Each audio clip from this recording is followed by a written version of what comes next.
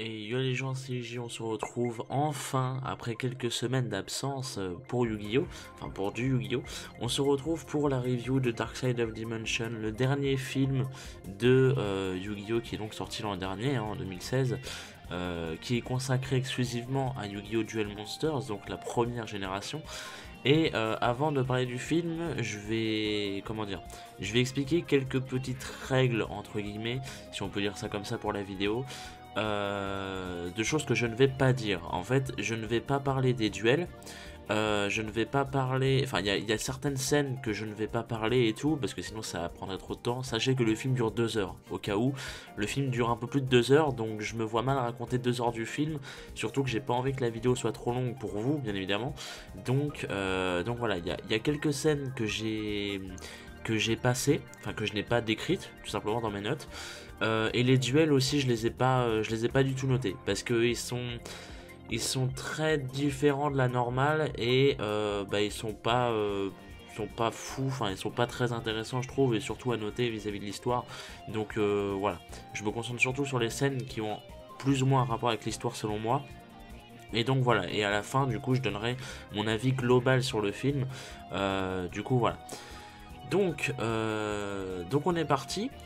Au début du film, donc, on a les héros qui se regroupent pour parler de leur objectif après leurs études, hein, parce qu'il faut savoir que Dark Side of Dimension se passe quelques années ou quelques mois, je sais plus, après Duel Monsters, donc après la saison 5, là où Yugi et Atem font leurs adieux. Et donc Yugi lui prévoit en fait de créer apparemment un nouveau jeu de société, enfin je pense que c'est un truc comme ça, car oui, le film je l'ai vu en Vosta, bien évidemment comme d'habitude. Donc il y a quelques trucs que j'ai pu mal comprendre et j'insiste là-dessus dès le début de la vidéo, c'est important pour moi. Que vous me corrigez si jamais je fais des erreurs, parce que ça peut arriver, hein, bien évidemment. Mais surtout, j'ai peur d'avoir mal compris certaines choses, que je reviendrai dessus, il n'y a pas de souci.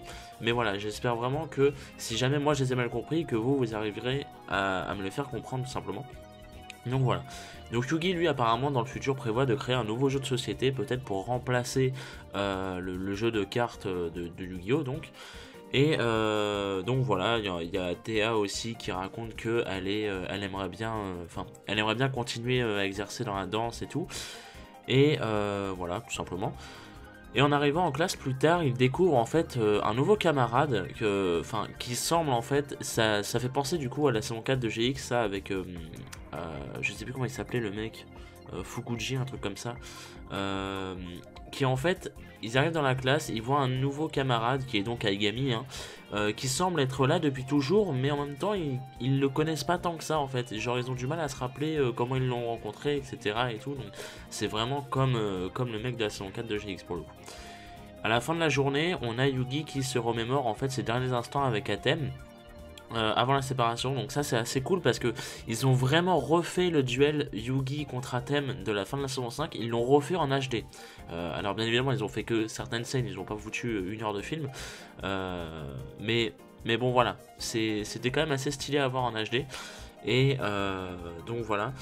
Et il se souvient aussi que que le puzzle du Millennium en fait a été détruit avec les autres objets du Millennium en fait quand Atem est retourné dans son monde, si vous voulez, l'espèce de tombeau où il se trouvait s'est effondré sur lui-même et tout, pour vraiment voilà, pour pas laisser de traces, tout ça, etc. à la base. Et en fait les objets du Millennium sont tombés dans une espèce de gouffre ou une connerie comme ça, et apparemment ils sont tous détruits. Voilà. Tandis que le soir, on a Aigami qui s'apprête en fait à se faire agresser par un gang du lycée qui en fait les avait prévenus. En fait, c'est au même moment où Yugi se remémore ses instants et tout. Il y a en dessous du pont, en fait, ils sont sur un pont à ce moment-là, et en dessous du pont, il y a Aigami qui se fait à moitié harceler par des mecs du lycée tout simplement. Et voilà, et les mecs du lycée, bien évidemment, se font arrêter par la bande à Yugi, et donc il propose à Aigami un rendez-vous le soir et tout. Enfin, c'est un espèce de truc de raquette, de harcèlement, tout ça à la base. Voilà. Et donc le soir, Aigami y va. Et en fait, il s'apprête à se faire agresser, mais grâce à ses pouvoirs d'un espèce de cube du Millennium qu'il a, il fait apparaître en fait plein d'enfants. Et ça fait disparaître le gang en fait. Il a à moitié absorbé le gang des racketteurs si vous voulez, dans son espèce de cube. Donc voilà, c'est comme ça. D'ailleurs aussi, oui, j'ai noté, comment dire, j'ai noté, enfin j'ai pris des notes en fonction de, enfin pendant le film en fait. C'est-à-dire que, bah là par exemple, vous aurez compris pour ceux qui ont vu le film, c'est pas très complet et tout ce que j'ai marqué, c'est normal. J'y reviendrai après, à chaque fois ça se complète, ne vous inquiétez pas. Ensuite on a un plan totalement à part sur Kaiba en fait, Kaiba qui est un génie dans ce film, mais vraiment, enfin génie pas génie genre il est trop stylé et tout, mais génie intelligence, c'est un ouf tout ce que sa société a réussi à faire en l'espace de si peu de temps, parce qu'en fait grâce à sa technologie, Kaiba est arrivé à reproduire un duel contre Atem, ou plutôt une espèce de IA, donc une intelligence artificielle qui peut parfaitement représenter Atem comme s'il se tenait en face de lui. Et Kaiba arrive à gagner, mais en fait il n'est pas satisfait de savoir que bah, Atem ici présent n'était pas vraiment réel, quoi. Il n'était pas vraiment avec lui, donc bah, ça le fait un peu chier. Et parce que c'était pas réel, donc il a pas cette satisfaction de victoire, vous voyez. Et en fait, il prévoit, lui c'est son plan, à Kaiba durant tout le film. Mais Kaiba dans ce film, c'est un forceur, mais d'une force. J'ai jamais vu ça. J'ai jamais vu un mec forcer autant sur ses objectifs. C'est un truc de fou, c'est trop marrant. En fait, il prévoit de ressusciter Atem, rien que pour pouvoir le battre. Il prévoit de ressusciter Atem, rien que pour pouvoir le battre. C'est quand même énorme ce qui se passe. Et donc Makuba l'appelle à ce moment-là, en fait, après le duel, pour lui avertir que lui et sa société ont trouvé les morceaux du puzzle dans les fameuses ruines du tombeau là et tout. Ils ont trouvé des morceaux du puzzle, donc bah, c'est la première étape pour l'objectif de Kaiba du coup. Et à ce moment-là, on en apprend un peu plus sur l'histoire d'Aigami en fait. D'ailleurs, l'histoire d'Aigami que j'ai pas trop compris, enfin, j'ai pas compris l'objectif d'Aigami en fait. J'ai compris son histoire mais pas l'objectif, ce qui est bizarre, mais voilà. En fait il y a une légende qui raconte que quand les 7 objets du millénium du coup seront réunis, le pharaon renaîtra apparemment, et il compte le faire, il compte faire payer au pharaon, Aigami, pour ce que apparemment le pharaon aurait fait subir à Shadi par le passé et à son peuple, donc les enfants qui étaient avec lui. Et on apprend du coup qu'il vient d'un autre monde, d'une autre dimension évidemment, et serait venu au Japon afin d'éliminer Yugi qui est l'hôte du pharaon évidemment. Donc voilà, c'est un peu l'objectif d'Aigami, sauf que ça n'a pour moi pas de sens en tout cas. Donc on y reviendra plus tard, mais voilà. On a Kaiba du coup qui se rend sur les lieux des ruines afin de rassembler les morceaux du puzzle qui ont été retrouvés bien évidemment. Et grâce encore une fois à sa technologie, en fait, il arrive à détecter que Aigami se trouve au même endroit que lui, et le trouve suspect parce qu'il sait, grâce à ses données, que, en fait, si vous voulez, Kaiba, il est dans Watch Dogs, si vous voulez. C'est-à-dire qu'il il a des datas sur tout le monde qui se trouve dans la même pièce que lui, d'où ils viennent, où ils étaient il y a 5 minutes, etc. Et en fait, justement, il y a 5 minutes, Aigami se trouvait au Japon. Donc tu peux pas te trouver au Japon il y a 5 minutes, et en Égypte 5 minutes après, tu vois. Donc c'est pas possible. Donc il le trouve suspect, et bah du coup, comment on dit, il l'interpelle, voilà. Et du coup Aigami arrive, il est donc démasqué et présente son espèce de famille qu'il présente sous le nom de Prana, l'assemblée Prana, enfin c'est comme ça que je l'ai noté en tout cas. Il explique en fait que du coup leurs esprits est beaucoup plus développé que ceux des simples humains apparemment, à tel point qu'il peut faire disparaître quelqu'un par la simple pensée. Alors ça c'est ce que j'ai cru comprendre, mais je suis pas du tout sûr de moi. Et il s'apprête à le faire sur Kaiba. Mais là, il y a un espèce de bullshit qui se fait, c'est qu'en fait, Kaiba, il a inventé un espèce de nouveau style de duel disc, si vous voulez, qui est full énergie, etc. Et apparemment, il a tellement d'énergie dans son duel disc que ça le protège de l'espèce de pouvoir d'Aigami. Enfin, j'ai pas compris, apparemment, ça doit être lié à ça, mais de ce que j'ai vu, pas beaucoup de gens ont compris ça, donc, donc voilà, peut-être que moi aussi, il n'y a pas de souci, mais bah, dites-le moi du coup dans les commentaires. Mais du coup, voilà. Et Aigami, du coup, bah, en étant guaqué, il se rend compte que bah, son pouvoir ne marche pas. Et bah, il le provoque en duel. Et en fait, il a un style de duel bien particulier, Aigami, parce que selon ses explications, ça se déroule entre 2 dimensions avec des règles spéciales.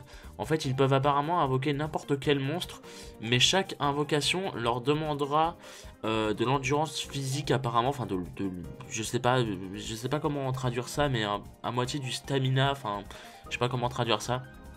et selon le niveau et l'attaque du monstre voulu, de ce que j'ai compris. Mais là encore j'ai un doute, c'est pour ça que je me suis pas trop attardé sur les duels, parce qu'en plus il y a les effets qui sont pas dits et tout, il y a les monstres d'Aigami qui sont assez cheatés et tout, donc j'ai préféré survoler ça. Et aussi une autre règle, au lieu de prendre des dommages de combat par exemple, vous avez un monstre à 2800, l'adversaire il a un monstre à 2500, bah tu perds 300, tu vois. Et bah non, là en fait tu perdras les 2500 de ton monstre. Voilà, tu perdras selon le mode dans lequel est ton monstre. C'est-à-dire que si ton monstre est en mode attaque, il a 2500 et il se fait détruire, tu perds 2500. Si ton monstre est en mode défense et qu'il a 2000 de défense, tu perds 2000. Tu vois, voilà, c'est une règle mine de rien assez sympa. J'ai bien aimé le style. Donc voilà. Et Kaiba en fait se fait littéralement détruire par Aigami, mais vraiment j'ai jamais vu Kaiba se faire malmener comme ça, jusqu'à ce qu'il appelle Obélisque par magie.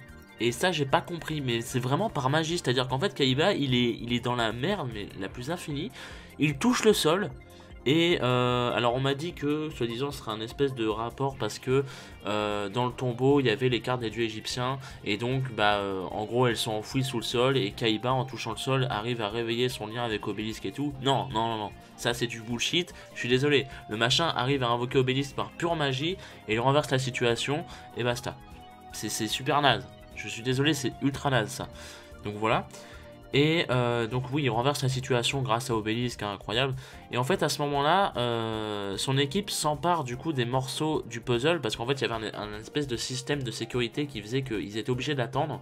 Et donc voilà, donc là ils ont pu attendre, le temps est écoulé et tout. Donc ils arrivent à prendre possession des morceaux du puzzle. Et du coup Kaiba, il en a plus rien à foutre du duel, il se barre. Voilà. Et en fait un des hommes qui était avec Aigami fouille les ruines à ce moment-là. D'ailleurs, je sais plus comment il s'appelle le mec. Mani, je crois qu'il s'appelle Mani, il me semble. Et en fait, il fouille les ruines, Mani, et il trouve quelque chose de lumineux. Que bien évidemment, on va savoir ce que c'est par la suite. Et nous, on a très bien compris ce que c'était. Mais du coup, voilà. On retrouve ensuite la scène où Kaiba est dans sa station spatiale en train d'assembler le puzzle. Alors oui, pourquoi ? Parce qu'en fait le début du film s'ouvre, enfin le film commence plutôt avec la scène où Kaiba est dans une station spatiale en train d'assembler le puzzle. Oui, Kaiba, sa technologie est tellement ouf que le mec a une station spatiale à lui. Voilà, pour vous dire un petit peu. Mais vraiment la technologie de Kaiba c'est énormissime, et pourtant ça n'a pas de sens. Pourtant ça n'a pas de sens, tout simplement parce que GX. Voilà. C'est aussi simple que ça, mais c'est sympa quand même, donc je vais pas cracher dessus, ne vous inquiétez pas, calmez-vous. Voilà. Donc ensuite on a un tout autre plan sur le magasin du grand-père de Yugi. Parce qu'en fait dans son magasin, Yugi est en train de préparer son deck en fait pour affronter Aigami dans un petit tournoi entre amis qui s'était proposé quelques minutes avant et tout. Il s'était dit viens dimanche prochain on fait un espèce de petit tournoi et tout, et comme ça Aigami va pouvoir affronter Yugi et tout, parce que Aigami disait que soi-disant il était novice et tout dans les duels, et du coup Joey etc lui disait bah ouais mais Yugi lui c'est un pro et tout, tu devrais voir, ça pourrait être sympa de vous voir vous affronter et tout. Donc voilà, donc un petit tournoi entre amis. Et Yugi, pendant qu'il est en train de préparer du coup son deck et tout, il y a Sera qui est donc la sœur d'Aigami, la petite sœur d'Aigami, qui est intriguée en fait par sa fameuse boîte, qui est donc l'espèce de sarcophage où il rangeait ses cartes et tout, enfin oui, depuis Batailleville en fait, depuis Batailleville je crois. Enfin c'est la boîte où il a eu le puzzle et tout même je crois. Bah oui en fait, je crois. Il me semble, j'ai un doute parce que je me souviens plus très bien, mais il me semble que c'est ça. Enfin, la boîte qu'il a depuis longtemps, la boîte du millénium, si on peut dire, parce qu'il y a l'œil et tout, donc voilà. Et en fait, il explique en fait à Sera, parce qu'il pense que c'est une cliente en fait, vous voyez, donc alors c'est pas du tout une cliente, hein. Sera elle est magique aussi, c'est une illusion. Voilà, elle a le pouvoir de se taper partout où elle veut.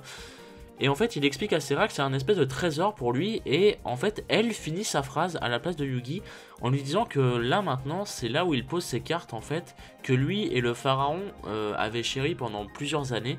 Et donc voilà, et Yugi est très surprise de normal, tu lui sors ça, le mec il sait pas quoi faire, c'est un peu logique. Et en fait, Sera continue en disant qu'il y a très longtemps, le pharaon avait un serviteur nommé Shadi. Et d'ailleurs le film se concentre sur Shadi et c'est une bonne chose, mine de rien, parce que c'est sympa de pas oublier des petits persos comme ça. Donc oui, il avait un serviteur nommé Shadi qui avait pour mission de retrouver les 7 objets du Millennium afin de conduire apparemment le pharaon jusqu'à Yugi. Ok. Et en fait à ce moment-là, il lui montre une vision de l'assemblée Prana et elle les présente en tant que les héritiers de la volonté de Shadi, ainsi que ceux qui ouvrent les portes de nouvelles dimensions. Voilà, pourquoi pas. Et elle dit que Yugi en fait possède la même énergie, la même aura que eux, et qu'apparemment il doit venir avec eux dans un nouveau monde car il est l'élu tout comme eux. Apparemment, de ce que j'ai compris c'est ça. Hein. Peut-être que j'ai rien compris au film, j'espère pas parce que bon voilà. Mais de ce que j'ai compris c'est ça. Et en fait juste après, bah, Serra elle disparaît avec sa vision et tout. Et au moment où Serra disparaît, Yugi retrouve un morceau du puzzle dans sa boîte en fait, qui est un morceau en fait au préalable pris à Aigami par Makuba dans le tombeau, parce que Aigami s'était TP sur Bakura et sur Makuba, pas Bakura pardon, et il l'a donné à Serra plus tard en fait. Voilà, c'est ça qu'il faut savoir. Et donc Bakura, justement, on y arrive, Bakura qui est doublé par Rika.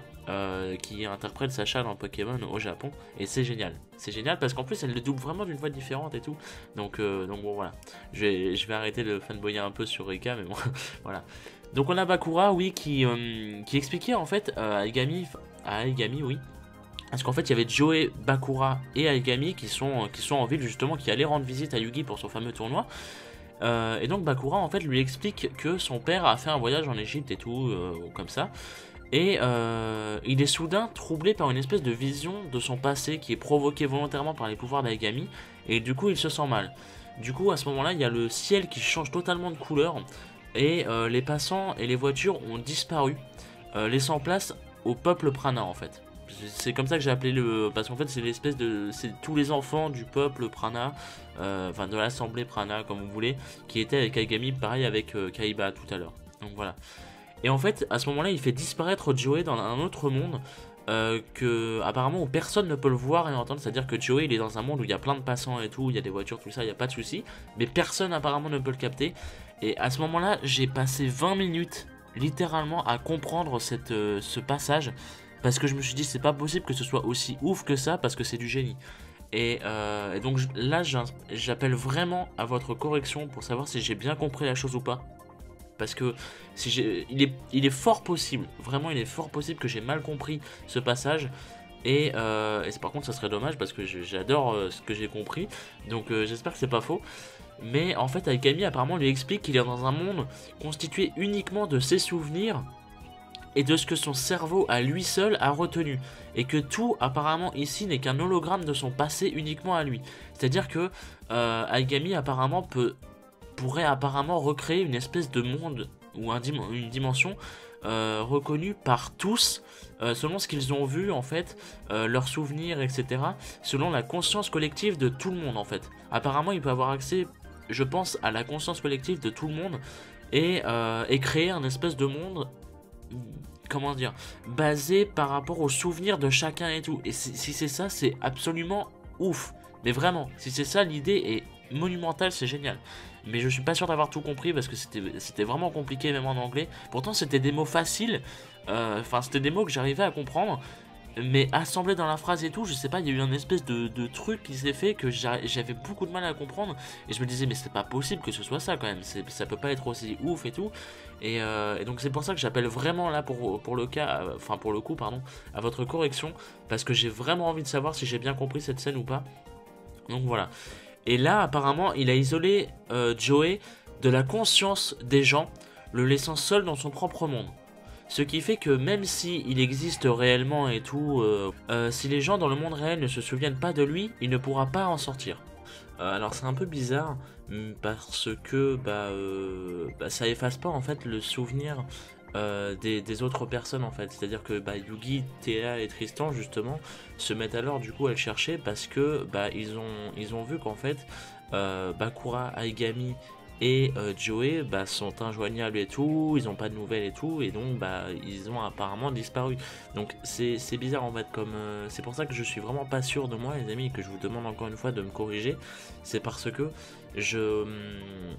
ça me paraît bizarre en fait comment dire, comme pouvoir, parce que bah, il pourra pas s'échapper tant que les autres gens ne se souviendront pas de lui, mais après, bah, comment il fait pour sortir, tu vois, dans le sens où ils peuvent se souvenir de lui, mais du coup comment il fait pour sortir, ça j'ai peut-être mal compris, peut-être mal lu, ou pas retenu, je sais pas trop, mais du coup voilà.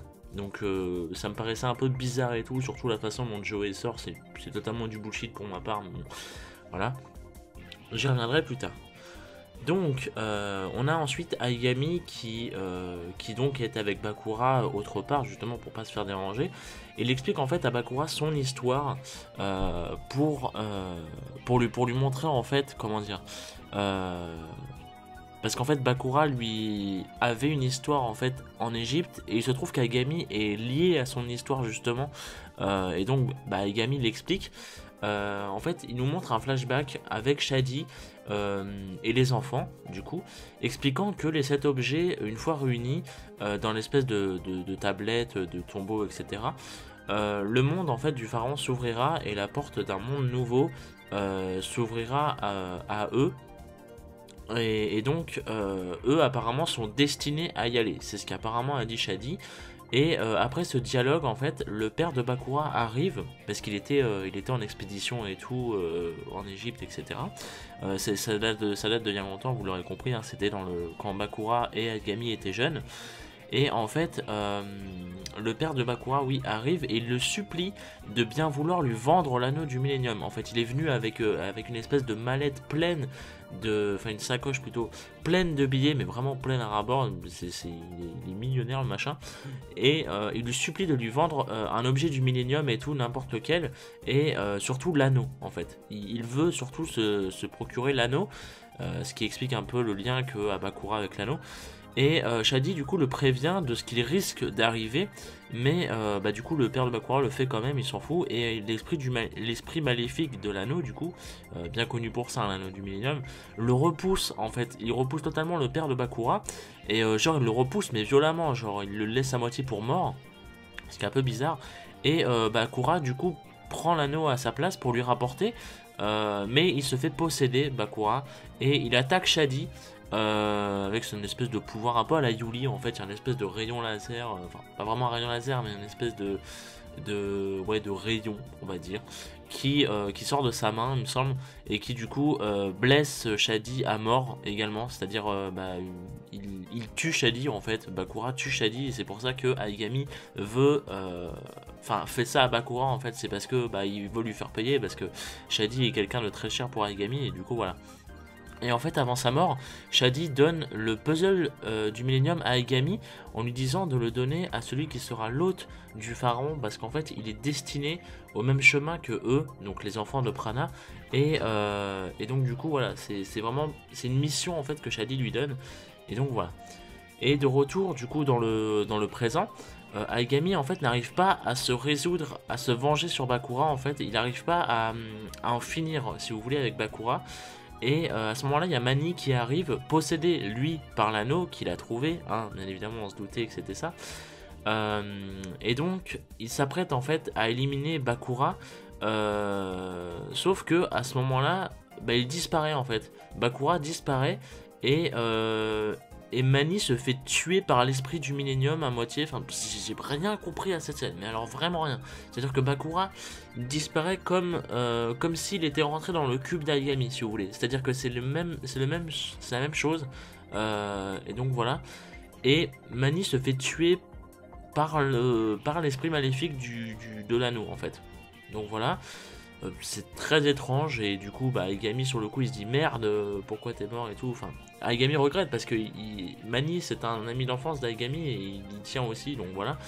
Et après ça du coup Yugi il retrouve Aigami et tout, et il le provoque en duel quand enfin Aigami provoque Yugi en duel, pardon, quand tout à coup en fait Joey revient devant eux.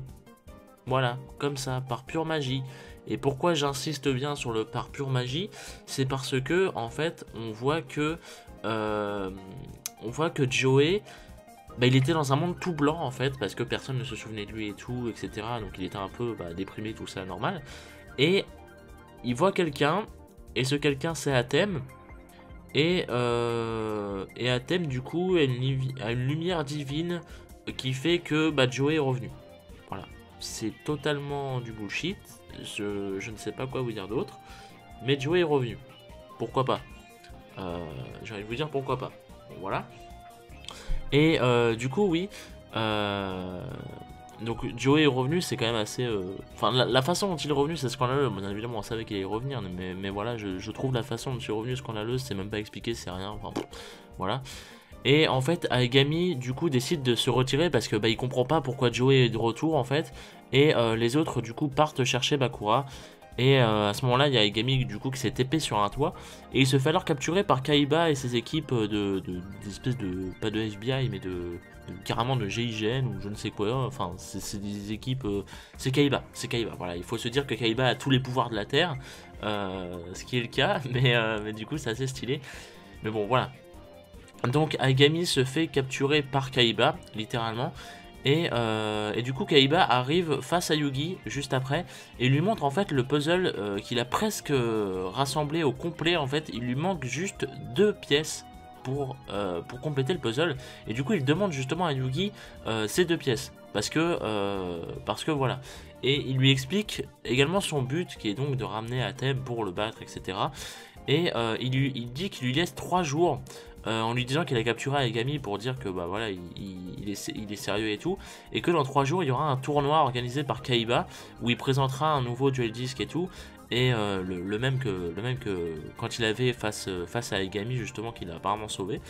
Et donc il lui demande de lui, enfin comment dire, il lui demande pas, il lui dit je te laisse 3 jours, dans 3 jours au tournoi t'as intérêt à me rapporter les pièces, voilà, parce que j'ai capturé Aigami pour te dire que je suis sérieux, voilà. Du coup, à ce moment-là, il y a Sera qui apparaît devant Yugi en lui demandant en fait de sauver son frère, et qu'apparemment seul le pharaon peut sauver du coup Aigami. Et donc voilà. Donc déjà ça part mal le film. Et donc le tournoi de Kaiba commence avec une présentation spectaculaire de son nouveau système de duel mis au point. En fait il y a des explosions de partout et tout le monde se dit merde, il y a un attentat et tout, et en fait non, c'est Kaiba, c'est voulu, c'est son nouveau système de duel. C'est un espèce de système ultra réaliste motion, bon vous connaissez un peu, c'est pire qu'Arc-V. Donc voilà. Et c'est assez marrant en fait, c'est pour ça que parce que c'est assez exagéré, et c'est en même temps c'est cohérent, c'est plutôt stylé et tout, même si GX brise tout ça après. Mais du coup voilà, je sais pas, c'est beau en fait. La technologie de Kaiba est vachement belle dans ce film, je trouve. Et donc ensuite Kaiba provoque Aigami en duel, c'est à dire qu'il y a Kaiba, Aigami et Yugi, si vous voulez, de réunis dans le tournoi, enfin dans un espèce de tournoi, je sais pas. Et en fait Yugi décide de prendre la place de Kaiba et d'affronter Aigami à sa place en tant qu'enjeu de ramener Bakura si jamais Aigami perd en fait. Et donc Aigami transforme le duel pour avoir les mêmes règles que du coup lors de celui contre Kaiba, c'est-à-dire un duel interdimensionnel entre 2 dimensions avec les monstres qui... vous avez un monstre en mode attaque, vous perdez le montant du monstre d'attaque quand il est détruit, etc. Bref, je vous ai dit ça tout à l'heure. Donc voilà. Et Aigami du coup prend dès son premier tour un énorme avantage en fait, et lui demande du coup de le rejoindre dans sa quête en fait de monde idéal pour ne pas vivre dans le futur de ce monde qui est rempli selon Aigami de mauvaises choses. Mais Yugi en fait refuse en lui disant qu'il n'a pas peur du futur. Lui il ne comprend pas pourquoi Aigami en fait craint à ce point là le futur. Et en fait à ce moment là on voit un flashback d'Aigami qui est dans une sorte de famille d'accueil en fait, avec plein d'enfants de Prana. Avec il y a Aigami, il y a Sera, il y a Mani, et il y a quelques autres enfants. Et en fait apparemment comment dire, tous les enfants qui sont présents sont tous privés de manger parce que lui et Sera sont rentrés apparemment trop tard, ou sont rentrés avec des provisions trop tard, ou pas assez, je sais pas. Et du coup ils sont tous privés de manger. Du coup voilà, grosse famille hein. Et du coup ils essayent après cette espèce de fameux repas, ils essayent d'oublier toute cette peur en fait que l'espèce de daron de la famille leur met. Il leur met une pression d'enculé et tout, enfin c'est vraiment le typical connard hein, voilà. Et du coup ils essayent d'oublier toute cette peur et rigolent un petit peu et tout, ils se réconfortent mutuellement entre enfants et tout. Et à ce moment là en fait il y a il y a le daron qui arrive pour leur dire ouais, pourquoi vous rigolez, demain, enfin, si vous voulez vivre encore un jour de plus et tout, respectez-moi ou une connerie comme ça, enfin, bref, voilà. Et à ce moment-là, il y a Shady du coup qui arrive pour sauver à moitié les enfants. Et il paralyse le mec sans aucune pression et tout, le daron, etc. Et il se présente, Shady, comme celui qui traverse les dimensions, apparemment. Et il touche le front d'Aigami, en fait, qui se téléporte juste après, suivi des autres. Et du coup, Aigami, ensuite on retourne dans le présent. Aigami s'apprête à achever Yugi, mais grâce à 3 cartes pièges qui forment une boucle, il renverse la situation, du coup Yugi, et arrive à gagner. Et c'est un magnifique combo que Yugi a fait là, pour le coup, je suis assez... je suis content, on va dire, mais vraiment le combo qu'a fait Yugi est vraiment cool, je trouve. Donc voilà, fallait que je le dise. Voilà. Donc pareil, j'ai pas noté les effets et tout, donc je suis désolé pour ça, mais vous verrez quand vous verrez le film, ou si vous l'avez déjà vu, sachant que bien évidemment la review spoil, donc j'espère que vous avez vu le film, parce que sinon voilà. Et du coup, après sa défaite, et c'est là que, à partir de ce moment-là, si vous voulez, c'est... Non, pas vraiment à partir de ce moment-là. Un petit peu après. En fait, après sa défaite, Aigami disparaît et du coup laisse... mais il disparaît, genre il s'évapore, comme ça, normal. Et il laisse sa place à une pièce du puzzle. Voilà. Il y a une pièce du puzzle à la place d'Aigami. Voilà. Et Bakura est également de retour dans la foule, comme ça, il apparaît comme ça, comme une écaille de Rordrak dans Zelda Breath of the Wild. Tu comprends pas pourquoi, voilà. C'est comme ça. Et Kaiba du coup vient alors réclamer les pièces à Yuki pour qu'il rassemble le puzzle et que le pharaon se batte contre lui, en fait, pour que le pharaon...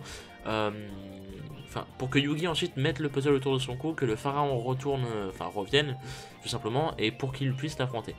Et en fait, Yugi, voyant que Kaiba ne l'écoute pas, en fait, ce qu'il veut lui dire, il cède, il dit bon, autant l'affronter, voilà, tout ça. Et en fait, pendant le duel, Yugi rassemble les pièces et complète le puzzle, mais rien ne se passe. Voilà. Et c'est là que tout le monde comprend, en fait, parce qu'il y a Kaiba et le peuple Prana qui assistent au duel, qui sont surpris parce qu'en fait, le pharaon ne revient pas. Mais en fait, à ce moment-là, Yugi dit que l'esprit du pharaon n'existe plus dans le puzzle. Et que lui, il le savait. Et justement, c'est ce qu'il essayait de dire à Serra et également à Kaiba. Mais ils n'ont pas voulu l'écouter. Donc voilà, donc du coup, tout le monde est guaqué. C'est un peu ça. Et en fait, Kaiba refuse d'accepter la réalité parce que c'est un peu le but de sa vie. Donc, le but de sa vie, c'est de raffronter Athème et de prendre sa revanche et de battre Athème. Donc, forcément, quand tu passes des années à faire ça et tout, et que tu te dis que finalement c'est impossible, forcément, t'as du mal à accepter. Donc là, pour le coup, je peux comprendre Kaiba. Et en fait, du coup, Kaiba refuse d'accepter la réalité et compte ramener le pharaon de force s'il le faut, c'est ce qu'il dit, en détruisant Yugi. Voilà. Et en fait, alors que Yugi lançait son attaque finale, les points de vie de Kaiba s'arrêtent à 100 points de vie. C'est-à-dire qu'en fait, il avait lancé son attaque finale et tout, avec le magicien des ténèbres. Donc le magicien des ténèbres à 2500, Kaiba il lui restait 2500 points de vie. Et Kaiba, ses points de vie s'arrêtent étrangement à 100. Et à partir de là, le duel est mis en pause, déjà de base. Et à partir de là, c'est du bullshit, mais du bullshit, du bullshit sur du bullshit sur du bullshit, c'est infernal. Et sincèrement, j'ai pas du tout aimé cette partie du film. Mais alors vraiment, je ne comprends pas pourquoi ils ont fait ça, je vais passer 10 minutes à expliquer parce que je vais m'énerver et tout, donc voilà. Mais en fait, c'est Aigami qui est de retour, avec l'anneau du Millennium en sa possession, qui a changé son apparence en une espèce de démon, et il absorbe tout le monde dans une dimension des ténèbres. Ok? Donc, en fait, Aigami, si vous voulez, quand il s'est TP après son duel contre Yugi et tout, il a été dans son espèce d'interdimension, etc. Là, c'est une dimension pleine de sable, voilà, pourquoi pas. Et donc, à ce moment-là, en fait, il comprenait pas pourquoi il avait perdu et tout, et à ses pieds, il voit l'anneau du Millennium enfoui sous le sable à moitié, donc il le prend, voilà, basta. Et donc ensuite, on voit alors si je me trompe pas, on voit le cube d'Aigami qui revient, qui grossit, et on voit un espèce de démon qui sort du cube, et c'est Aigami. C'est n'importe quoi, mais je comprends pas, parce que je sais qu'il y a des fans de DM qui regarderont cette vidéo, voilà. Et je peux comprendre qu'on soit fan de DM, il n'y a pas de souci, hein, c'est-à-dire même moi j'aime bien DM, il n'y a pas de souci là-dessus, mais selon moi vous ne pouvez pas cautionner ça, ce n'est pas possible, c'est beaucoup trop bullshit pour pouvoir cautionner ça. Ce n'est pas possible. Et voilà, ça m'a fait vraiment un mal fou de voir cette scène parce que je me disais, enfin, ils en ont pas besoin. Ils ont pas besoin de faire une scène comme ça, ils ont pas besoin de faire du bullshit comme ça.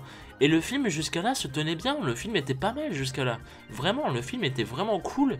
Et cette scène a limite pour moi quasiment tout foutu par terre. C'est incroyable. Et bon, je vais continuer un petit peu vite fait et je vous dirai mon avis à la fin. Et en fait, donc quand...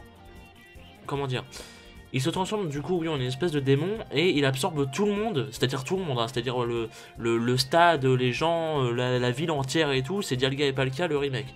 Dans son espèce de dimension les ténèbres soi-disant. Et Serra en fait, Serra se rend compte alors que son cube serait donc apparemment le fameux, un 8e objet du Millennium et que c'est apparemment lui qui était censé ouvrir la porte de leur fameux monde et que donc bah apparemment il serait corrompu par l'anneau ou une connerie comme ça je sais pas et que parce que bien évidemment c'est lui en fait qui absorbe tout dans une autre dimension donc voilà apparemment ce serait lui l'objet clé du monde en question. Et en fait, du coup, à ce moment-là, bien évidemment, Kaiba et Yugi affrontent Aigami à 2 contre 1 dans une espèce de jeu des ombres à l'ancienne. En fait, c'est un peu bizarre dans le sens où, quand ils perdent des points de vie, ils ont des espèces de parties de leur corps qui s'effacent et tout, donc voilà. Et donc Kaiba, au final, se sacrifie sur une attaque qui était destinée à Yugi et lui donne le puzzle en lui disant d'appeler le pharaon, que celui peut l'aider, etc. Bon, voilà, basta, le blabla habituel. Et au moment où presque tout a été absorbé et où Yugi s'apprête du coup à perdre, et ça, ça me fait vraiment beaucoup de mal de le dire, mais c'est pareil, c'est du bullshit infini. Il y a une lumière divine qui apparaît du ciel et qui tombe sur Yugi. Yugi se transforme en Atem. Il ne dit absolument rien du tout, mais vraiment, c'est-à-dire Atem ne parle pas. Il invoque juste Mahad, donc Mahad qui est donc le magicien des ténèbres, enfin. Faut que vous ayez vu la saison 5. Donc Mahad c'est le magicien des ténèbres en version garde de Yugi, enfin de Atem si vous voulez. Donc voilà, il invoque Mahad, il détruit les monstres de Aigami, qui perd le duel et remet tout en ordre. Voilà, c'est Deus Ex Machina. Atem c'est Deus Ex putain de Machina et je n'aime pas du tout ça, j'ai envie de tout soulever. Voilà, c'est ça qu'il faut se dire. Et j'ai arrêté mes notes à partir de ce moment là parce que je me suis dit non, c'est pas possible. Déjà le film en plus s'arrête, donc tout est remis en ordre. Et ce qui m'énerve, c'est qu'il y a Atem joue vraiment le rôle de Deus Ex Machina et je comprends pas pourquoi ils ont fait ça. Le film était bien ficelé pendant 1h30, le film était bien en fait. Pendant 1h30, le film était bien et la dernière demi-heure est à chier, mais d'une force infinie. Je suis désolé. Franchement, je suis désolé parce que j'ai vraiment bien aimé le film au début, mais là, pour moi, on ne peut pas cautionner la fin du film. C'est horrible. La fin est vraiment, vraiment horrible. Et voilà, j'ai tout balancé. Je suis désolé, mais je sais qu'il y a des fans de DM qui regardent cette vidéo. Et franchement, faut que je sache votre avis. Comment vous pouvez... Enfin, déjà, est-ce que vous cautionnez ça? Est-ce que vous trouvez que la fin est légitime et tout avec Atem, avec Aigami, hein, à partir du moment où Aigami se transforme en démon, je parle bien de ça, à partir du moment où Aigami revient en démon, et en plus Atem qui revient après. Faut vraiment que vous m'expliquiez, si vous cautionnez ça, comment vous faites. Vraiment, parce que vous avez une force incroyable, sans déconner, je suis désolé là, mais je peux pas faire autrement que de vous tacler. Je suis désolé, je suis un connard, je le sais. Mais je peux pas, sincèrement, s'il y a vraiment des gens qui me disent qu'ils ont cautionné ça, je peux pas. Je ne peux pas vous comprendre, sincèrement. Voilà. Et donc, il perd le duel, enfin, oui, Aigami perd le duel et remet tout en ordre, voilà. C'est-à-dire que tout ce qui était absorbé dans la dimension revient et tout. Bon, ça c'est normal, hein, y a pas de souci là-dessus. Bien évidemment que ça allait se passer comme ça c'était prévu, y a pas de souci. Moi je parle surtout du fait que Aigami qui revient en démon sans aucune raison, qui absorbe tout, et Atem qui revient pareil sans aucune raison, qui ne parle même pas et tout et qui se barre direct après, c'est un Deus Ex Machina mais vraiment. Et je comprends pas pourquoi ils ont fait ça m'énerve. Ça m'énerve, voilà. Et donc ensuite l'ending du film, l'ending que par contre j'ai bien aimé, ça j'ai bien aimé, donc quand je vous dis à la dernière demi-heure c'était en comptant pas l'ending, hein, bien évidemment. Donc en fait l'ending montre que les héros sont diplômés, Donc les héros, c'est le groupe de Yugi, hein, Joey, Théa, Tristan, Yugi, voilà, j'ai réussi à le dire. Et du coup, ils disent tous au revoir à Théa parce qu'elle part dans un autre pays apparemment pour exercer son rêve donc de danseuse, tout ça et tout. On a un plan sur Agami et Serra qui eux vont visiblement voyager ou en tout cas retourner en Égypte. Après on sait pas trop ce qu'ils vont faire, voilà, même eux on sait pas. Enfin, le traitement d'Agami et Serra sont vraiment nazes, je suis vraiment déçu et je m'en suis rendu compte qu'à la fin. Et Kaiba par contre, ça j'ai bien aimé Kaiba dans l'ending, j'ai vraiment bien aimé parce que le mec c'est le pire forceur de l'univers, mais j'étais mort de rire parce que c'était trop stylé en vrai. En fait Kaiba, pour vous rendre compte à quel point le mec il force pour son objectif de battre Atem, dites-vous qu'il a créé un système de duel dimensionnel ou interdimensionnel comme vous voulez, que il a créé, oui donc grâce à son espèce de système de duel interdimensionnel et tout, qui est donc bien évidemment une nouvelle révolution incroyable avec sa technologie et tout, ça le fait revenir en Égypte à l'époque où Athème était pharaon. Il rentre dans le temple, enfin dans le palais, pour pouvoir affronter Athème. Tout ça pour ça, le mec il est carrément allé 5000 ans dans le passé pour ça. Mais c'est un ouf, c'est le pire forceur de l'univers. J'ai trouvé ça génialissime. J'étais mort de rire devant mon écran, mais franchement là c'est une bonne idée ce qu'ils ont fait. C'est une bonne idée ce qu'ils ont fait, et là j'étais content de voir Athème, vous voyez. Parce que Athème, il est là où il devait être. C'est-à-dire en tant que pharaon et tout, 5000 ans dans le passé et tout, voilà. Et là en fait, Kaiba, ils ont tellement forcé vis-à-vis de sa technologie et tout, les mecs ils sont dans l'an 3500 et tout, ils peuvent tout faire avec leur technologie, c'est un truc de fou, et ils ont tellement forcé avec ça que ça me paraît logique en fait, donc ça me choque pas, vous voyez. C'est bizarre hein, parce que je crois au bullshit dès qu'il y a un truc de magie etc, mais là j'ai trouvé ça cohérent en fait avec tout ce qu'on nous a balancé vis-à-vis de la technologie de Kaiba dans le film, voilà. Et donc le plan s'arrête avec Kaiba face à Athème, et donc bien évidemment un gros plan sur Athème qui est en pharaon, évidemment. Voilà. Donc le film s'arrête comme ça. Voilà. Donc maintenant je vais dire un petit peu plus prononsément, je sais même pas si c'est un mot qui existe, mon avis sur le film. Alors bien évidemment l'animation est craquée, hein, c'est-à-dire que l'animation, alors autant je peux dire des choses sur l'histoire, sur le déroulement, sur les plot twists, sur tout ça et tout, que j'ai pas aimé, autant l'animation je peux rien dire. L'animation était parfaite, mais vraiment parfaite. Je suis désolé mais là je ne peux pas dire autrement, et je pense qu'on ne peut pas dire autrement, l'animation était vraiment parfaite. C'était beau, c'était coloré, c'était super bien animé. Même les phases où il mélangeait de la 3D avec de la 2D, c'était super bien animé. Il y a même un moment où justement quand Yugi et Aigami s'affrontent, je crois, au moment où ils commencent le duel en fait, en préparant leurs cartes, leur disque de duel et tout, ils ont encore plus craqué au niveau de l'animation et tout, donc ça explique pourquoi on s'est tapé des épisodes moches Darkfire, mais putain, l'animation du film, et par contre il n'y a rien à dire, franchement elle est vraiment très propre, elle est parfaite selon moi. Ensuite, on a l'histoire du peuple Prana, que j'ai trouvé originale, mais qui est pas bien mise en avant selon moi. En fait, il y a vraiment une idée derrière, et c'est cool, mais c'est vraiment mal branlé, quoi. Enfin, je sais pas, ils sont vraiment pas mis en avant. L'histoire avec Shadi, j'ai pas compris. Enfin, j'ai pas compris en fait pourquoi Aigami voulait se venger sur Athème, et pas sur Bakura, en fait, dans le sens où il veut se venger sur Bakura. Mais j'ai pas compris pourquoi il voulait se venger et il voulait éliminer Yugi en fait. Ça n'a aucun rapport en fait. Et franchement, j'ai pas compris ça. Donc voilà, enfin, le but d'Aigami, franchement, je l'ai pas compris. Pareil, Serra qui nous dit ouais, on a un monde, etc. et tout. Enfin, je sais pas, c'est mal fait, je trouve. C'est con parce que j'ai pas vraiment d'argument pour dire ça, mais j'ai vraiment trouvé ça mal fait. C'est-à-dire qu'il y a une bonne idée derrière, franchement, j'ai bien aimé. Ça m'a bien accroché et tout, ça m'a intéressé. Mais c'était mal fait, et à la fin, mais on s'en bat les couilles totalement. À la fin, c'est juste du duel, et tu t'en fous, mais totalement. C'est-à-dire que la dernière scène où on voit le peuple Prana, dites-vous que c'est au moment où Aigami revient en tant que démon, et Serra se dit mais donc il servait à ça le cube, à ouvrir un portail vers une autre dimension. C'est tout. Ensuite, on les voit 2 frames dans l'ending, et on sait même pas ce qu'ils font en fait. Donc c'est naze. C'est super naze, je sais pas, franchement j'ai trouvé ça, c'est dommage, c'est vraiment dommage pour le coup, c'est triste, voilà. Mais il y avait une bonne idée derrière, qui a selon moi été mal exploité. Voilà.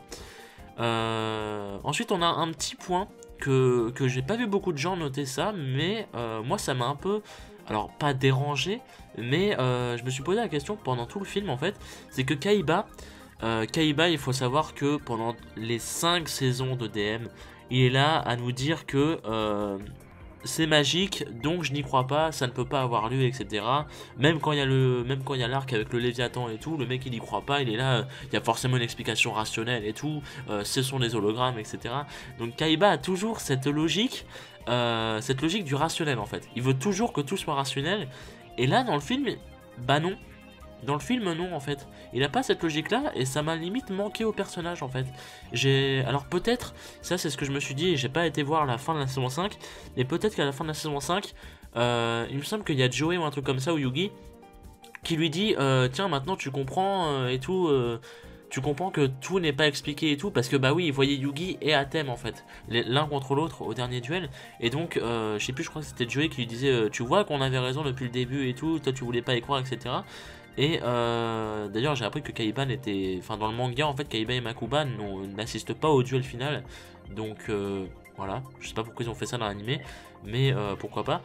Et donc Kaiba n'a plus cette logique là, donc peut-être que dans la saison 5, à la fin du duel, peut-être que, ou au début du duel, quand il voit Yugi et Atem ensemble et séparés, peut-être que Kaiba du coup renonce à cette logique, je ne m'en souviens plus pour être franc, donc voilà, mais c'est quelque chose qui m'a manqué quand même, parce qu'à chaque fois il a cet esprit de rationnel et tout, et là il l'a pas quand il voit par exemple... Enfin, ça aurait été marrant, tu vois, qu'il sorte un espèce de combo du guac, genre il voit Agami en démon et il dit qu'est-ce que c'est que cet hologramme, une connerie comme ça, tu vois, ça aurait été tellement marrant, mais voilà. Il l'a pas fait, donc c'est un peu dommage, je trouve que ça manquait, mais peut-être que c'était voulu du coup, peut-être que c'était cohérent, je me souviens plus trop de l'épisode justement avec Yugi et Atem, donc voilà, peut-être que c'est pour ça, et donc voilà. Ensuite, un autre point que j'ai mis, c'est que Senna est un bon perso aussi, mais elle n'est pas assez mise en avant, normal, avec le peuple Prana, hein, normal. Enfin, elle en fait partie, donc voilà, mais je l'ai trouvée pas assez présente en fait. C'est même pas qu'elle est mal mise en avant, parce qu'elle est bien mise en avant justement, mais elle est pas assez présente selon moi. Parce que, en fait, on sent que Agami veut faire bouger les choses, mais il s'y prend mal, et Senna, elle, veut prendre son temps, mais elle a les bonnes idées. Et en fait, ils auraient pu faire un espèce de, pas de mix entre les deux, mais comment dire, je sais pas trop comment dire, pas un mixte, mais une espèce d'association des deux. C'est pas vraiment un mixte, mais je sais pas comment dire. C'est-à-dire qu'ils auraient pu alterner à chaque fois un petit peu de l'un, un petit peu de l'autre. Et en fait, on a beaucoup d'Aigami et pas beaucoup de Senna. Et beaucoup d'Aigami pour au final pas grand-chose. Et Senna qui, comment dire, quand elle est là, c'est vraiment pour faire bouger les choses et c'est cool, mais elle n'est pas assez mise en avant, et du coup c'est ça qui manque vis-à-vis du Pop Prana qui est pas assez mise en avant et pas bien exploité selon moi en fait. C'est par rapport à Senna qui est un bon perso, mais voilà, en plus elle est doublée par Kana en japonais qui est une déesse parmi les seiyuu. Donc voilà. Donc c'est un peu triste aussi vis-à-vis de Senna, mais bon, voilà, tant pis. Et donc la fin avec Aigami en démon et Atem qui est l'un des plus gros bullshit que j'ai pu voir de toute ma vie. Voilà, ça je vous l'aurais déjà assez dit, donc voilà, mais je l'ai quand même noté sur mes avis. Et pour finir, j'ai été un petit peu, alors pas déçu, parce que faut être franc, je m'y attendais un petit peu, mais le fait qu'il n'y ait pas eu de référence aux autres séries, parce qu'en fait moi je pensais vraiment que Kaiba et Yugi allaient utiliser les synchros EZ6 qu'on a eu comme promo en fait, c'est-à-dire qu'on a eu un dragon blanc aux yeux bleus synchro aux alentours du film, je crois. On a eu un magicien des ténèbres à moitié Xyz pareil aux alentours du film, et je pensais vraiment qu'ils étaient en fait faits pour la promo du film et que dans le film on allait les voir, et en fait pas du tout. Dans le film ils y étaient pas, et donc ça m'a pas déçu, mais je m'attendais à les voir en fait, et je me disais c'est dommage qu'il les ait pas mis et tout, ça aurait pu être stylé en tant que référence, oui j'allais dire en tant que cohérence, mais pas du tout. Et du coup voilà, en fait ça nous donne quelque part une réponse en fait vis-à-vis de la timeline, parce que du coup ça nous laisse vraiment penser que les autres séries, donc 5D, mais visiblement non, parce que 5D on nous dit que c'est plusieurs années dans le futur. Et on sait que Yusei connaît Yugi. Mais par exemple, on sait que du coup, Zexal et sûrement Arc 5 se passent dans d'autres dimensions. Ça, par contre, c'est quasiment confirmé. Parce que sinon, voilà, en plus dans Zexal, ils font jamais mention de Yugi, etc. Dans Arc 5 non plus. Donc, bon, Arc 5 c'est différent en même temps. Mais du coup, voilà, ça nous fait vraiment penser. Je pensais que justement, vu que c'était dans le futur, ils allaient avoir des synchros, des exis et tout. Mais non. Et c'est à cause aussi, selon moi, une incohérence vis-à-vis de GX, comme je vous l'ai dit plusieurs fois dans la vidéo. Parce que, en fait, comment dire, il y a une incohérence temporelle, parce que le film se déroule quelques mois ou années après DM, et GX se passe 10 ans après, on est d'accord? Sauf que GX, il n'y a pas du tout toute cette technologie-là, on est d'accord? GX, il n'y a pas du tout tout ce qu'il y a là, en fait. Donc, c'est ça qui m'étonne, c'est que comment ça se fait que dans GX, il n'y a pas toute cette technologie-là, et du coup, comment ça se fait, enfin, où se déroule le film en fait? Parce que dans GX, on a des technologies et tout, hein, enfin, surtout un peu du bullshit de la magie et tout. On a les technologies, mais on n'a pas les technologies. Enfin, les technologies du film en fait sont plus poussées que les technologies de GX. C'est ça qui me dérange en fait. Donc voilà, donc après c'est moi, hein, moi j'ai envie de savoir en fait vis-à-vis de la timeline et tout comment ça se déroule tout ça, mais j'en cherche trop parce que bah, ça se trouve jamais expliqué comme les Zelda par exemple. Donc voilà, c'est un peu voilà, là c'est juste moi, mais voilà. Donc bah merci à vous d'avoir regardé cette vidéo les amis, elle aurait été longue, trop longue même. Bravo pour votre courage pour avoir tout regardé, hein, pour avoir tout écouté. J'espère qu'elle vous aura plu. N'hésitez pas franchement à me dire votre avis sur le film. Encore une fois, à me corriger si jamais j'ai dit des choses fausses, parce qu'il est fort possible que ce soit le cas, et bien plus que je ne le pense. Donc voilà. Encore une fois, désolé si jamais j'ai dit trop de choses fausses. Et puis bah, dites-moi votre avis, etc. Il n'y a pas de souci. Et j'en conclurai par ces quelques mots que le film sur My Anime List, j'allais le mettre à 8 sur 10 et que au final c'est parti sur un 7 et merci l'animation parce que sinon ça aurait été encore pire. Voilà. Donc ce que je retiens du film, c'est que l'animation est absolument craquée et que la fin est absolument nulle à chier. Voilà. Merci à vous. Rendez-vous la prochaine fois pour Vrains, du coup qui a une date juste aujourd'hui au moment où je tourne la vidéo, donc normalement c'est la veille que vous la verrez. Donc Vrains commence le 10 mai, voilà. Vrains commence le 10 mai. Donc bah, j'ai une intro à faire pour Vrains et j'espère que j'aurai le temps de la faire d'ici là. Normalement oui, mais on sait jamais. Et du coup on se retrouvera le 10 mai.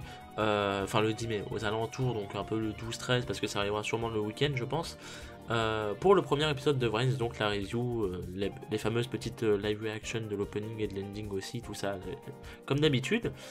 Et puis voilà. Et puis sinon le samedi, comme d'habitude, pour les reviews de Pokémon Sun et Moon. Donc voilà, donc merci à vous, rendez-vous à la prochaine fois, dites-moi vos avis dans les commentaires, et puis des bisous.